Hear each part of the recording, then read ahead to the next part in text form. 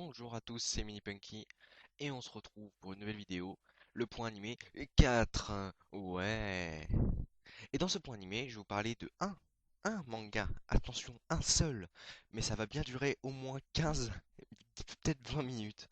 Parce que c'est un de mes mangas, voire mon manga préféré, c'est Evangelion. Donc de son nom complet, Neon Genesis Evangelion, qui signifie littéralement l'évangile du nouveau siècle. Alors Evangelion, c'est un animé qui a été fait par Hideaki Anno de Gainax et qui a été ensuite proposé en manga, donc version papier.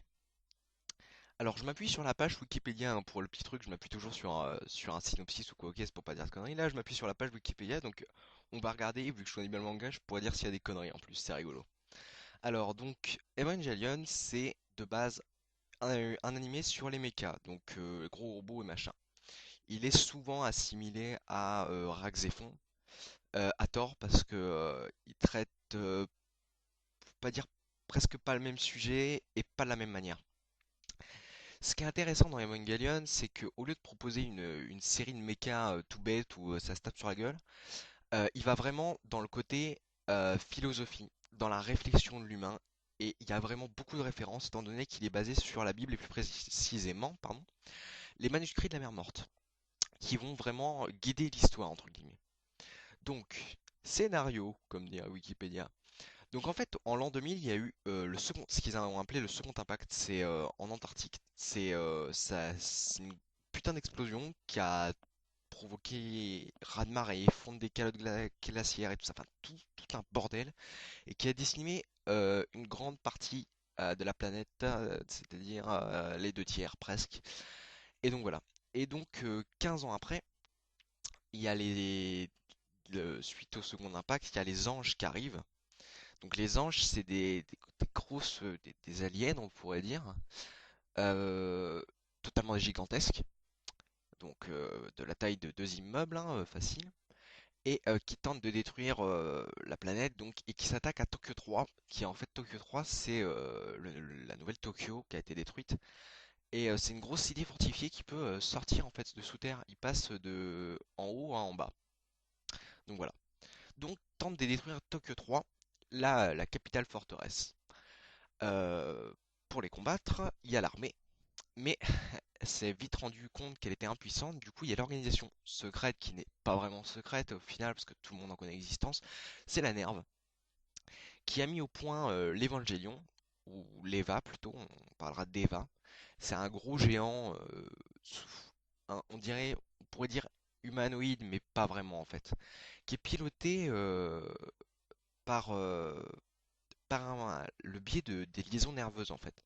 C'est-à-dire que l'EVA prend en fait la continuité de l'homme, c'est-à-dire qu'on pense bouger un pied, il bouge son pied. On pense taper, il tape. Tout simplement. C'est vraiment, comment on me dit, c'est un prolongement de l'homme, ouais. C'est comme quelqu'un qui joue, la manette c'est le prolongement pour jouer, bah là, voilà, c'est pareil. Et donc l'histoire commence, on- il y a Shinji Ikari qui a 14 ans et qui se rend à Tokyo 3 pour, à cause de son père, qu'il n'a pas vu depuis 3 ans. Ils sont pas très très proches justement. Et en fait, son père l'appelle à la nerve parce que lui, il commande pas. Ouais, si, il commande, il commande. C'est pas le seul, quoi. On s'en rend compte au fur et à mesure que c'est pas le seul. Et donc voilà, donc son père, Gendo Ikari, qui l'appelle, qui en fait va lui demander de piloter l'EVA 01. Donc à ce point-là de l'animé, au tout début, il n'y a que deux EVA. Il y a l'EVA 00, piloté par Rei Ayanami, qui est le First Shield, donc le premier enfant, et qui a un passé très très sombre. Elle a grandi seule, dans une petite chambre du Géofront. Donc le Géofront, c'est la base militaire en fait de la Nerve. Et elle s'isole, elle parle à personne et tout ça. Enfin, c'est vraiment, elle est vraiment froide et voilà, on n'y voit rien quoi dans ce film. Et Shinji donc se retrouve confronté au premier ange dans le premier épisode. Donc pilote de l'EVA 01, il ne sait pas trop comment faire. Et voilà. Et donc Shinji, le fils de Gendo, et de Yui Ikari, qui est sa mère, et qui est morte peu après le second impact, si je dis pas de bêtises. Et donc voilà. Et donc Shinji, ce qui est très intéressant dans le manga, c'est que tous les personnages ont un défaut, ou tous les personnages ont des traits de caractère très très représentatifs. C'est-à-dire que par exemple, Shinji, il est seul. Quand je parle de seul, c'est la solitude vraiment. Il se sent seul en tout point, dans un univers qui lui est inconnu, puisque lui, il ne vivait pas à Tokyo 3, il n'avait pas revu son père. L'Eva et tout ça, pour lui, c'est complètement mais invraisemblable que ça puisse exister. Rei, donc c'est souvent, on en parle dans l'anime comme une poupée, parce que elle fait ce qu'on lui dit de faire et elle va pas chercher plus loin.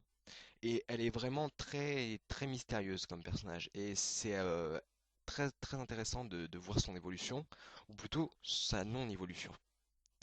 Plus tard dans l'anime apparaît Asuka, l'anglais Shoryu, donc qui est elle à demi américaine et allemande, et donc qui parle japonais évidemment. Et donc elle a obtenu son diplôme à l'université à 14 ans. Elle est très très pète sec, cette nana-là.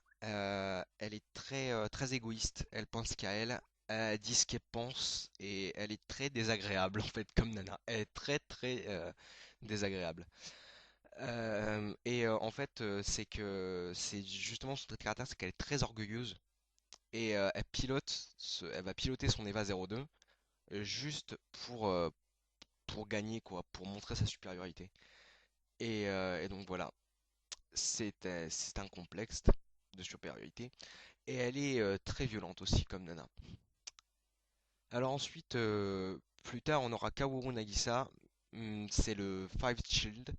Mais il n'apparaît que dans un seul épisode, à la fin. C'est parce que ouais, je vais me taire sur ce personnage parce que c'est très obvious qu'est-ce qu'il est et pourquoi il est là et voilà. Et vu que c'est la fin du manga, je vais éviter trop le spoil.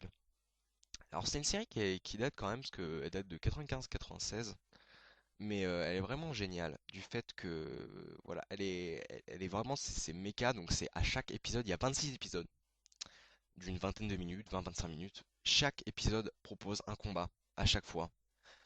Pas forcément important, pas forcément voilà. Par contre, c'est toujours très très violent. Quand je parle de très violent, c'est vraiment on se souviendra de Akira par exemple qui devenait très violent sur la fin, qui est sorti à peu près pareil.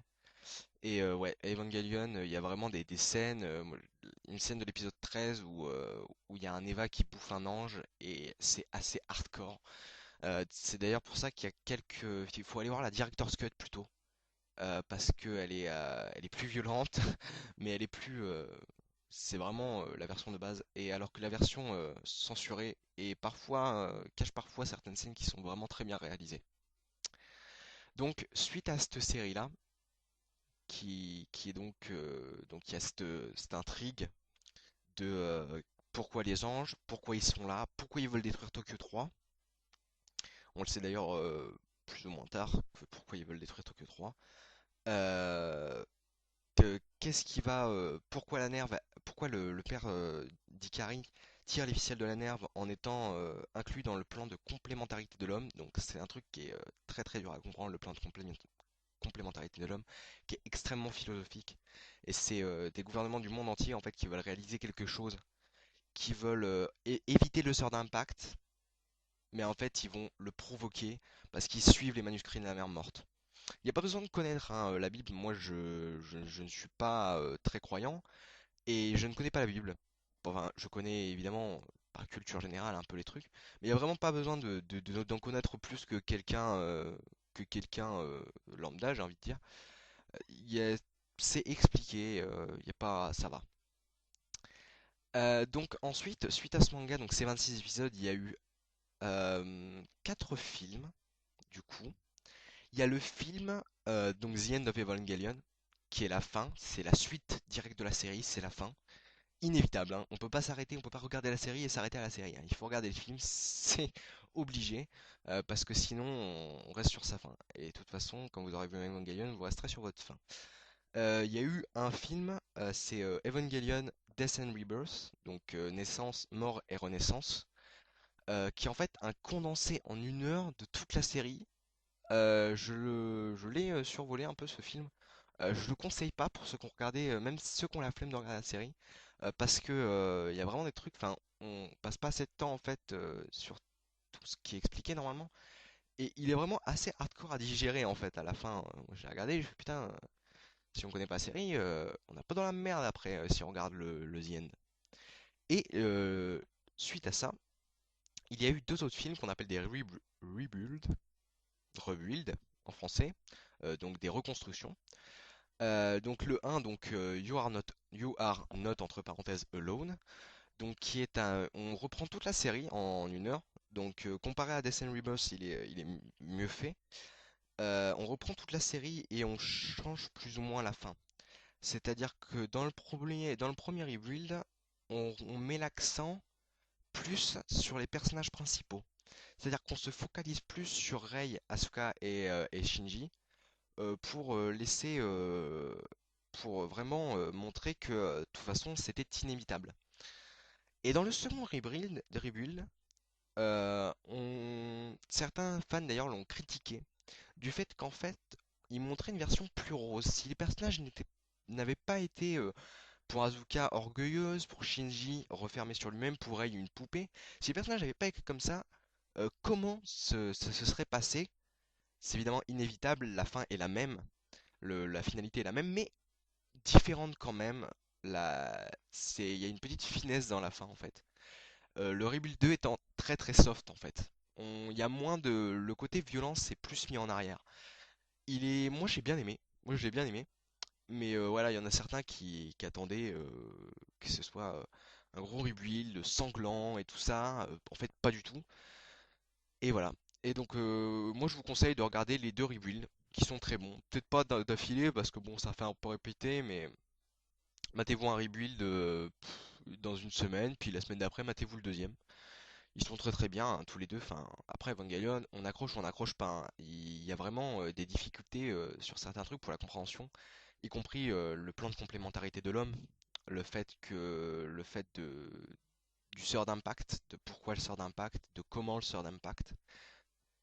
C'est assez dur à comprendre. Il y a vraiment beaucoup beaucoup de références à Adam et Ève, donc au manuscrit de la mer morte, à tout ça, et aux anges plus directement. Ensuite, sur quoi je pourrais enchaîner? Eh bien, on pourrait dire que le manga papier est très très bon aussi, malgré que les scènes d'action vont quand même mieux. Enfin, moi j'aime mieux les scènes d'action comment dire, en animé. Sachant que les mangas en fait il y a 26 épisodes et les mangas sont 11 tomes. Donc par contre les tomes sont assez épais.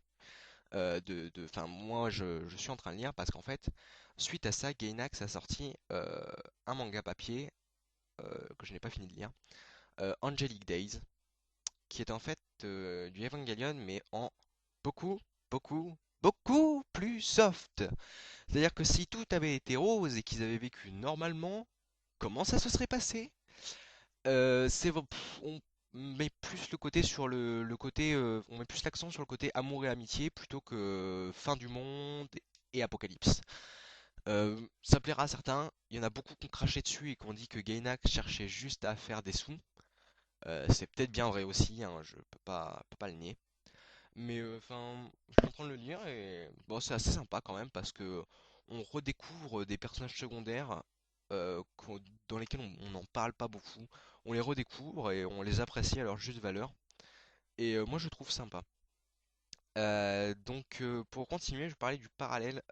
On en a parlé beaucoup du parallèle Evangelion Raxephon. Chien a créé une coupure claire. Ceux qui disent que Raxephon est mieux qu'Evangelion se trompent. D'une, parce que Raxephon est repris de l'idée originale d'Evangelion sans le côté religieux, ce qui peut plaire à certains. Raxephon est plus direct et moins profond. C'est ce qui peut d'ailleurs plaire à certains. Mais dans Raxephon, on a vachement plus le côté méca tout bête que le côté méca philosophique et le côté méca organique. Euh, Evangelion, il est vraiment unique en son genre, et c'est ce qui me plaît vraiment, c'est que le fait que, après avoir regardé les épisodes, quand on y repense, on trouve des trucs qu'on n'y avait pas forcément fait attention. Et c'est assez sympa. Après, pour parler jeux vidéo, parce que je sais que ceux qui regardent ma chaîne, c'est aussi des gamers. Il y a eu toute une razzia de jeux Evangelion et on n'en a pas eu un, putain de merde. J'ai envie de dire, on en a eu peut-être, je crois en tout, il y en a trois qui sont arrivés, mais faut les commander, ils sont en américain et sinon ils sont sortis qu'au Japon, vraiment. Là, je vais compter en live combien il y a eu de jeux. Il y a eu 5 jeux sur Saturn, il y a eu 4 jeux sur PS1, un jeu sur Nintendo 64, 3 jeux sur Dreamcast, 3 jeux sur PSP, 6 jeux, 8, 9, 10, bon, une douzaine de jeux sur PS2, donc pour vous dire, et 3 jeux sur PC. On n'en a pas eu un! Bordel de merde! Pourtant, ça aurait été génial, prends l'Eva, et puis bam bam, tu casses la gueule et tout. C'est trop bien! Et ben non. Parce que je sais pas, c'est pas passé. Pourtant, il y a eu ce qu'on appelle comment dire? Des actions, j'arrive pas à trouver le nom. C'est des jeux vidéo en fait qui refont vivre la série et à choix multiples en fait. Comme si on pouvait diriger la série. Il y a eu des actions-aventures, il y a eu des simulations de vie, il y a eu des trucs plus tactiques. Et il y a eu même des jeux de société, comme je peux lire. Vous voulez rigoler? Allez, on va lire le titre d'un qui est sorti en 2007, classé en jeu de société.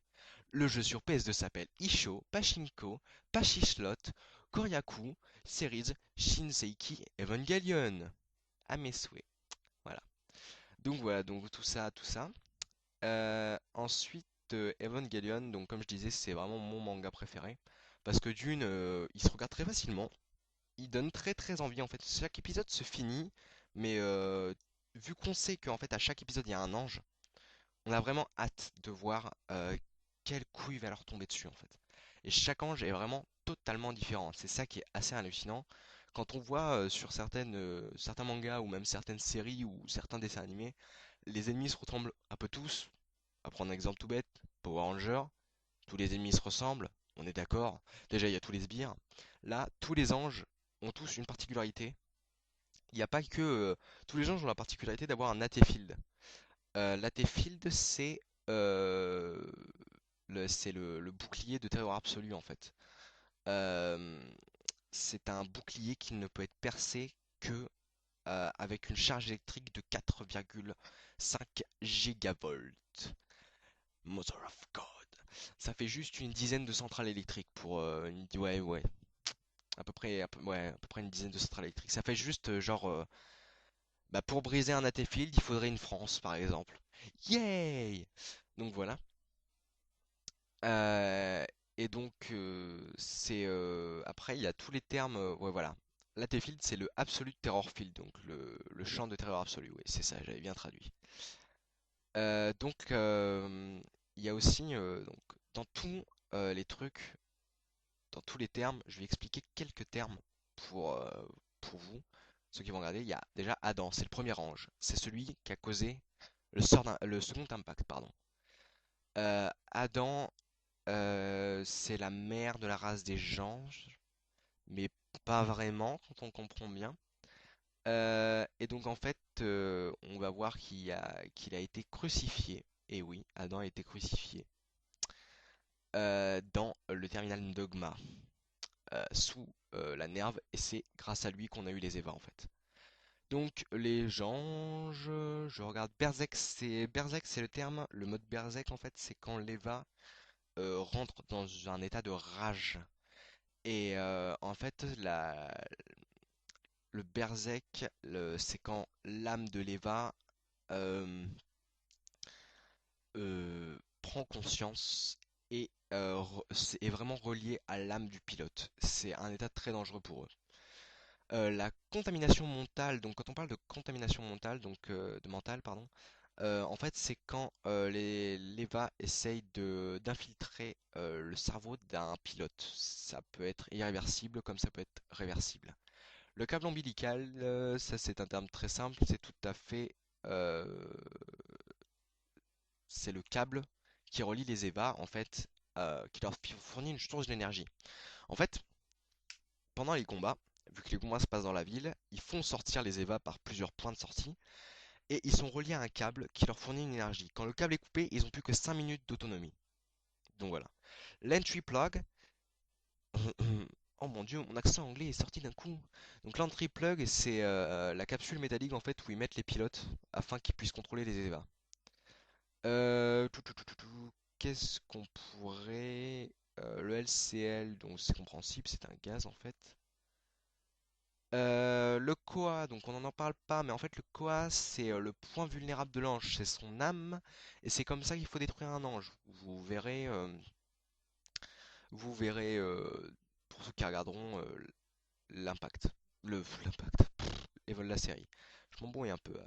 Beaucoup de Evangelion, tu les Evangelion. Alors, quand je regarde dans les termes, oui, donc la cile. Alors, attention, tenez-vous bien, la cile. C'est l'organisation avec laquelle est en contact le père de Shinji. Donc le père de Shinji, le commandant Ikari, est chef de la NERD. NERF, pardon. La CIL, ça veut dire âme en allemand. C'est l'organisation qui dirige le plan de complémentarité de l'homme. C'est un comité, en fait, qui relie tous les grands, pas des chefs d'État, mais c'est les chefs des armées en fait, de ce plan, de tout ce plan Evangelion. Parce qu'en fait, on n'en parle pas beaucoup, mais il n'y a pas que le Japon qui a des EVA, et il n'y a pas que le Japon qui est attaqué. En fait, il y en a partout des EVA. Chaque pays a 3 EVA en fait. Donc voilà. Euh, comment on pourrait dire? Je pense que j'ai fait le tour. C'est un moment que je parle maintenant. Donc voilà, donc je vous conseille vraiment le manga. Je mettrai un lien vers, comme je fais d'habitude. Et voilà, c'était le point de vue numéro 4 sur Evangelion. J'espère que ça vous aura plu, j'espère que j'ai pas trop été rébarbatif aussi. Et je vous dis à la prochaine dans une nouvelle vidéo sur mon Minecraft. A plus tout le monde!